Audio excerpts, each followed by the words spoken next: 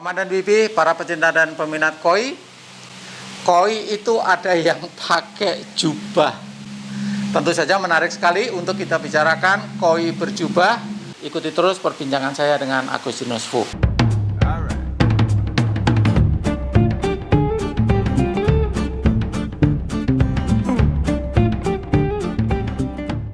Paman dan Bibi, para pecinta dan peminat koi, nama saya Keko, saya adalah perancang kolam koi. Dan kembali saya bersama-sama dengan Agustinus Fu.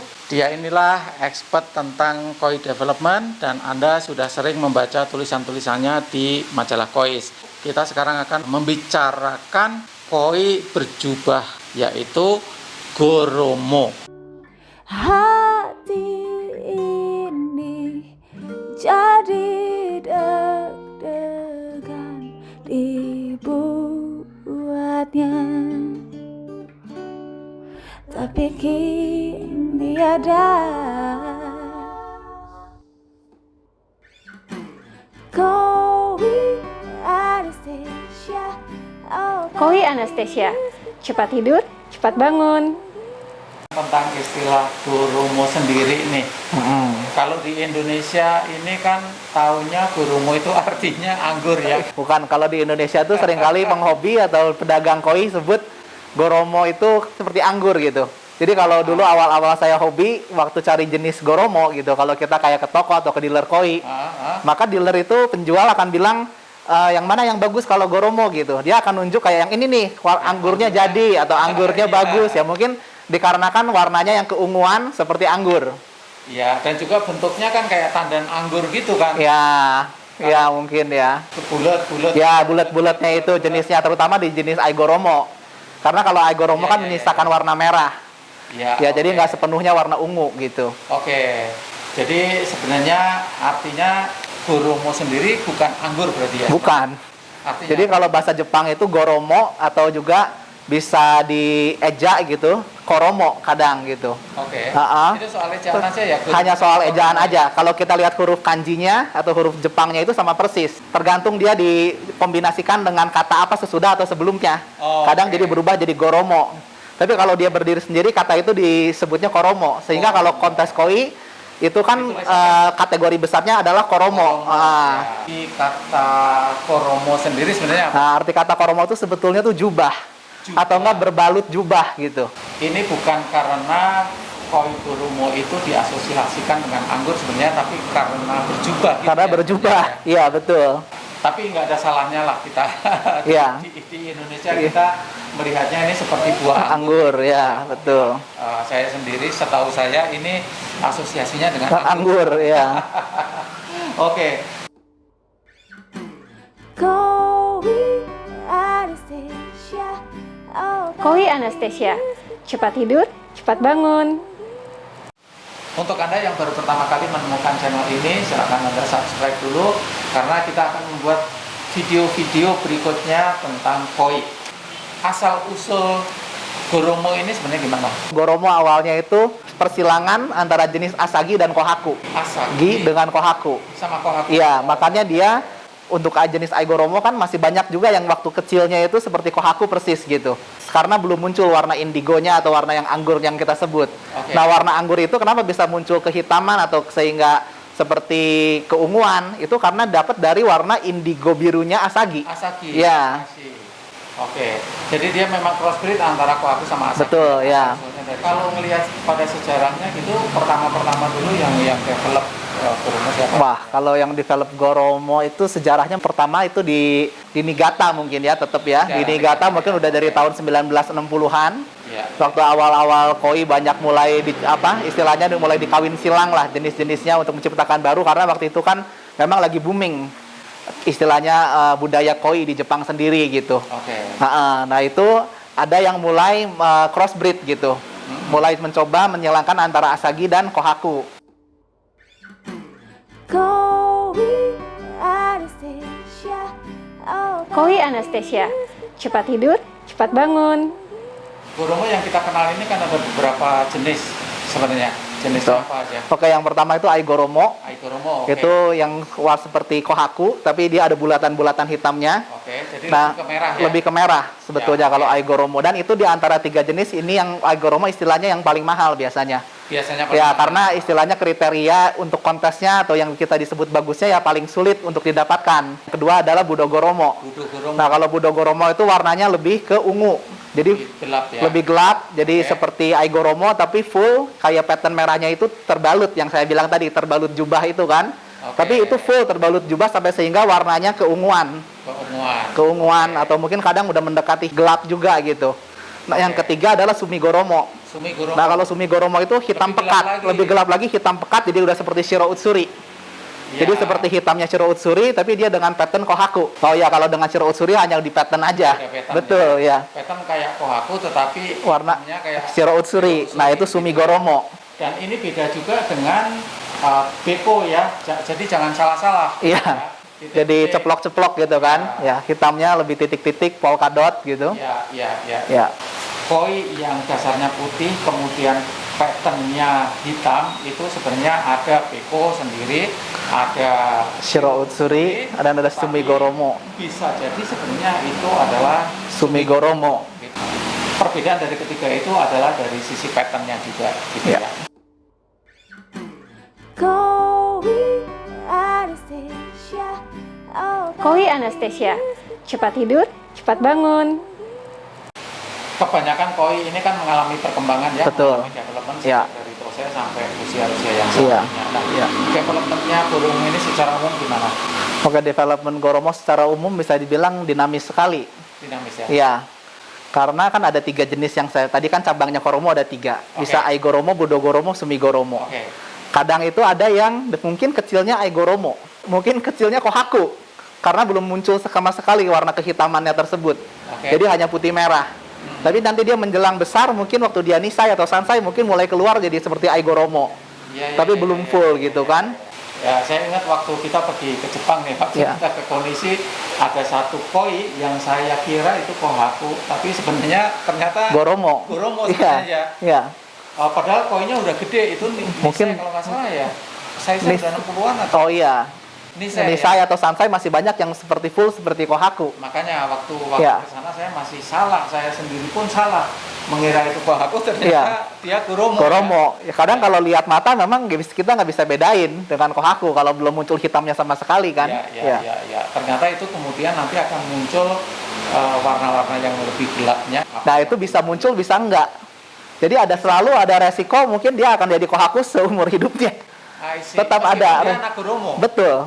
Bisa aja. Itu kan tergantung pemeliharaan kita juga di sini. Ya, Siapa ya, tahu mungkin di Jepang dia belum finish, tapi kita bawa ke sini, masuk ke kolam penghobi, di kolam tersebut misalnya tidak bagus untuk sumi atau warna hitam. Ya, Sehingga ada ya. kemungkinan kalau dimasukin ke kolam seperti itu ya seumur hidupnya akan jadi Kohaku terus. Ya.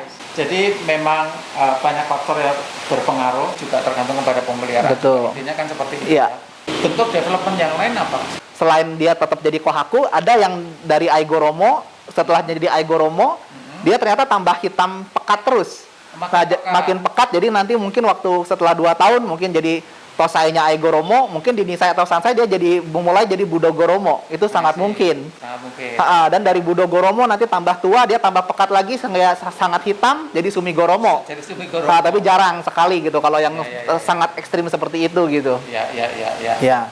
Ya, jadi kalau Anda mau melihara Goromo, ya hal-hal tersebut itu mungkin terjadi dan harus kita paham sejak dari awal.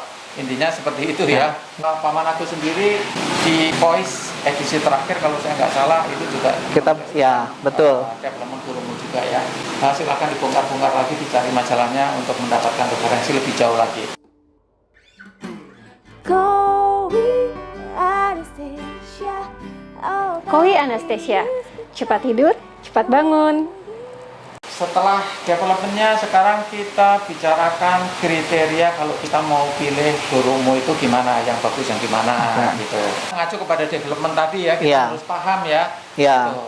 Untuk memilih Goromo yang bagus tergantung kita pilihnya yang mana dulu nih di antara 3 jenis yang tadi kan. Oke. Ada Aigoromo, Budogoromo, Sumigoromo. Goromo. Kalau kita bicara Aigoromo, ini yang paling sulit gitu.